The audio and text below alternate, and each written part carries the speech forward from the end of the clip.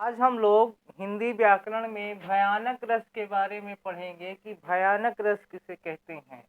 तो किसी भयानक या अनिष्टकारी वस्तु या व्यक्ति को देखने, किसी भयानक या अनिष्टकारी वस्तु या व्यक्ति को देखने,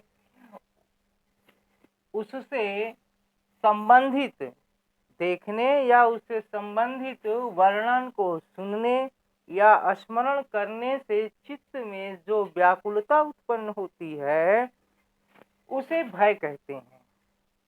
किसी अनिष्टकारी या भयानक व्यक्ति या वस्तु से संबंधित वर्णन को सुनने या उसे देखने या उसका स्मरण करने से हमारे चित्त में, हमारे मन में, मस्तिष्क में जो व्याकुलता उत्पन्न होती है उसे भय कहते हैं।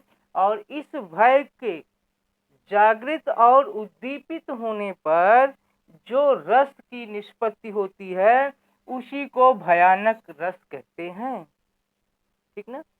भय के जागृत होने पर या उद्दीपित होने पर हमारे शरीर में, मन मस्तिष्क में जिस रस की उत्पत्ति होती है, निष्पत्ति होती है, उसी को भयानक रस कहते हैं।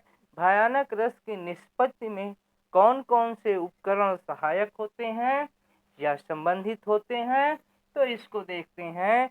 तो भयानक रस का जो अस्थाई भाव है वो भय है। आलंबन विभाव जो होता है, जैसे बाघ को देखने या सर्प को देखने, चोर या शून्य स्थान हो या भयंकर वस्तु का दर्शन हो या उसका स्मरण हो या वर्णन हो, इस तरह से ये आलंबन विभाव होते हैं। उद्दीपन विभाव में क्या होता है कि भयंकर स्वर होता है, डरावनापन होता है या भयंकर चेष्टाएं होती हैं। इस तरह से हमारे मन मस्तिष्क में जो है क्रियाकलाप होते हैं। अनुभव क्या होता है, कंपन होता है, शरीर में पसीना छूटता है, रुदन होता है, रोमांच होता है, पलायन होता है या मूर्छा आ जाती है। ठीक ना। भयानक रस उत्पन्न होने पर इस तरह के अनुभव होते हैं। और इसका संचारी भाव जो है चिंता है, सम्मोह है, भ्रम है, त्रास है आदि इस तरह की जो संचारी भाव है वो हमारे मन मस्तिष्क में जागृत होते हैं।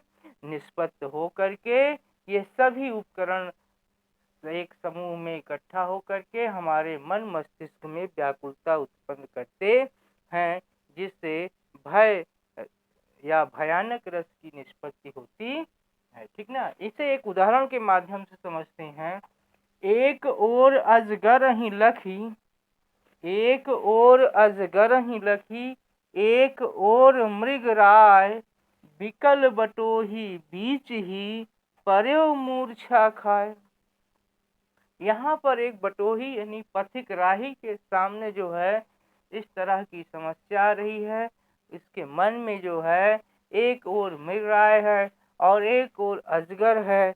इन दोनों के बीच में जो है उसको इतना डरावनापन लग रहा है, भय लग रहा है कि बेचारा वो मूर्छा खा करके वहीं पर गिर जाता है।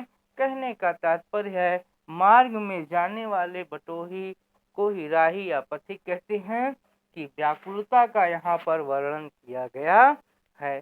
तो भयानक रस क्या होता है? भयानक रस का अस्थाई भाव भय है।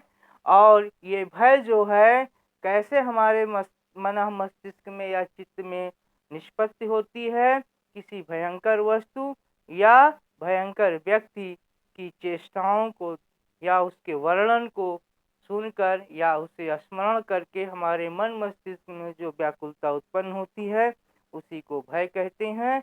और जब ये भय जो है जागृत अवस्था में आकर के उद्दीपित होता है तो फिर हमारे मन शरीर में भयानक रस की निष्पत्ति होती है, जिसमें ये कुछ उपकरण हैं जो इसमें सहायक होते हैं। हमारे विचार से आज का वीडियो आपको ज्ञानवर्धक लगा होगा।